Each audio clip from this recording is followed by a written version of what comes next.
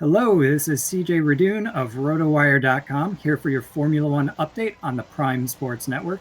Be sure to subscribe so you don't miss any motorsports coverage all season long, including NASCAR, IndyCar, and of course, Formula One.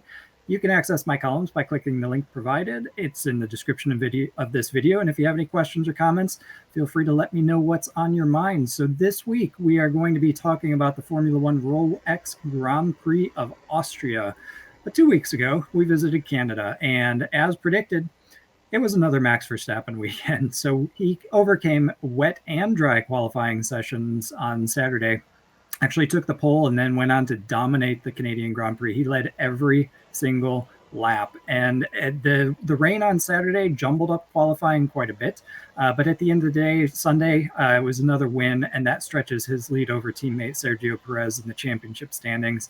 And quite honestly, at this point early in the season, Verstappen looks even more unassailable at the front than he did before. Canada, as mentioned, was another rough patch for Perez. He failed to advance in that tricky qualifying session. He ended up starting 12th, and by the time the race was over, he had only worked his way back up to 6th place. So while that finish it will help Red Bull close in on another constructor's title by earning them some extra points, it did not do Perez any good in terms of his hunt to track down Verstappen in the Drivers' Championship. So Verstappen widened his gap in those standings, and quite honestly, Perez is in a very rough patch, and he needs a good dose of confidence to be able to pull out of it. Second on the podium in Canada was none other than Fernando Alonso. It was an ideal weekend for him and the team. He inherited a front row start when Nico Hülkenberg was penalized for safety infractions. It was a great great qualifying effort, I should say, from Hülkenberg, but ultimately that ended up going to Alonso before Sunday's race started. So he used that track position to confidently consolidate a runner-up finish, and he was second on the podium to Verstappen in a very good performance for him and Aston Martin. And quite honestly, at this point, all Alonso needs is one slip from Verstappen. It's going to be tough to get that from Verstappen, but all he needs is that one slip, and Alonso might find himself in victory lane. Lewis Hamilton, for a good measure, with a great effort, he rounded off the podium spots in third, and both Mercedes and Aston Martin, they're demonstrating progress. Their car development is on track, both teams, and those improvements should continue to come through the middle portion of this season. Remains to be seen whether or not it'll be enough for either one of them to catch Verstappen and Red Bull, but nonetheless, they're definitely making strides forward each and every week. So what was the biggest surprise in Canada? Alex Albon, I think hands down, he was the driver of the day, and for great reason too.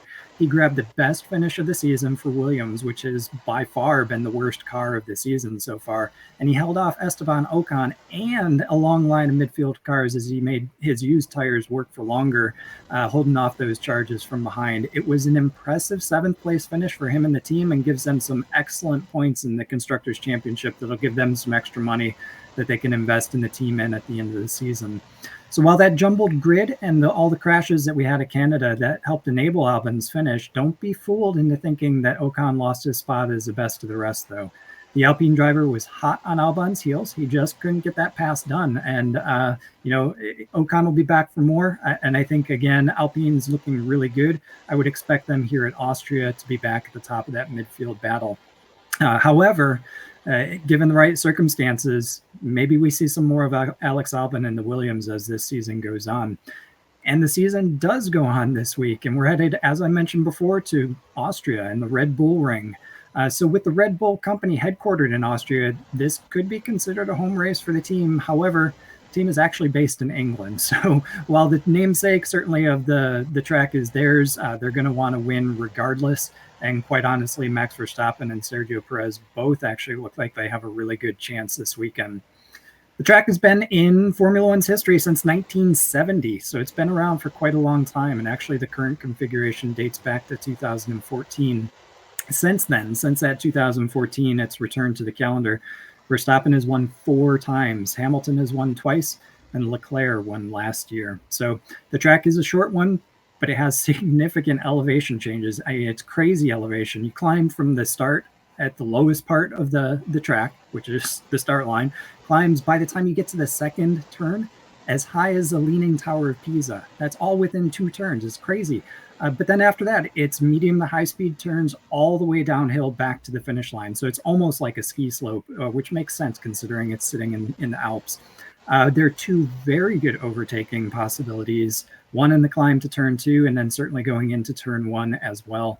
If you're able to use those medium and high speed corners to your advantage, stay within DRS zone and keep the tires under you, you can actually make some pretty good passes. And that's how Charles Leclerc ended up passing Max Verstappen twice last year. Verstappen won the sprint race on Saturday, and Leclerc leveraged what he learned in that sprint race to actually hang in Max Verstappen's wake and use that DRS to his advantage, actually passing the Red Bull on track twice to take that victory. So this weekend, again, it is another sprint weekend. This is the first one that we've seen since Azerbaijan, and it'll be the second one that uses the standalone sprint format. So Saturday's on-track activity is all about the sprint, whereas last year, the sprint finishing results actually determined the starting grid for Sunday's race.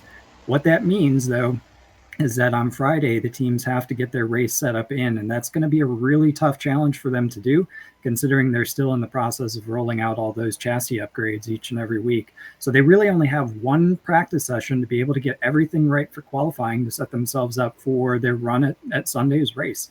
They're going to learn a lot, certainly on Saturday, but everything that sets them up for Sunday on track from a qualifying perspective as well as a practice perspective, that all takes place on Sunday. So really pressure packed here Friday.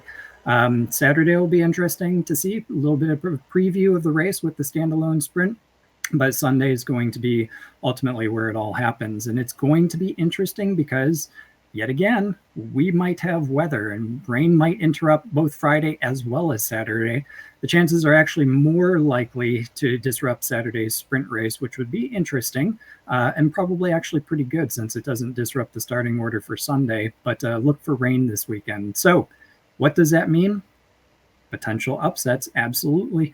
When you have variable conditions, that definitely brings out the long shots. And not to say that there are long shots that are in the picks, but anybody other than Verstappen probably can be considered a long shot at this point in the season. So Red Bull, they're certainly the favorite, and I would expect both drivers to be on the podium. So I do think Max Verstappen is going to win.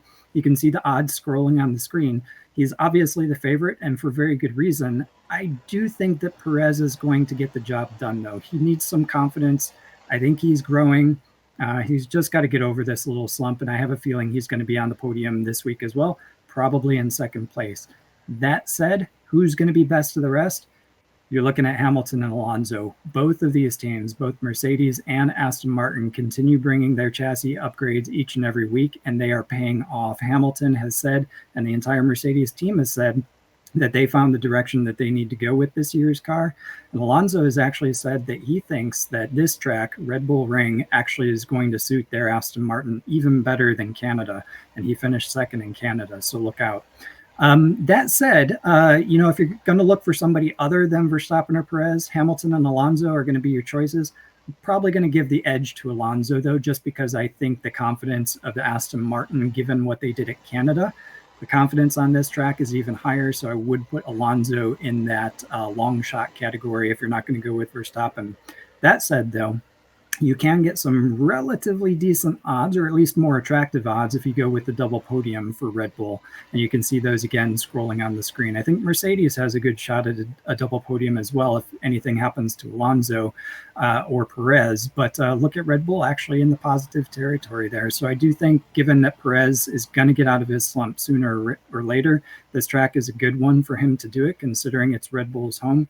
I think this is the week that you can take advantage of that. So as far as my upset picks go, Hamilton or Alonso, as I said, both teams are making progress with their upgrades. Aston Martin tends to get the edge, so I think Alonso is going to be that choice for me. The last category definitely want to hit on is that winner without. And remember, this category is without Mercedes, Red Bull, Ferrari, or Aston Martin. In other words, it's best of the rest in that mid-pack battle. Esteban Ocon. all the way. Alpine has the measure of the midfield fight right now, and he's been leading the way. So look at those odds if you're looking for somebody outside of those top 4 teams, and you've got yourself a really exciting Austrian Grand Prix weekend. Look out for the rain in the sprint race and be ready for excitement on Sunday. So again, I am CJ Radune of RotoWire.com here for the Prime Sports Network. Remember to subscribe so you don't miss any videos all year long. That includes NASCAR, IndyCar, and Formula One. You can access my columns in the link provided. And if you have any questions, any specifics that you want to hit on, feel free to drop them in the comments section, and I'd be happy to address them on air. Until next time, keep it out of the fence.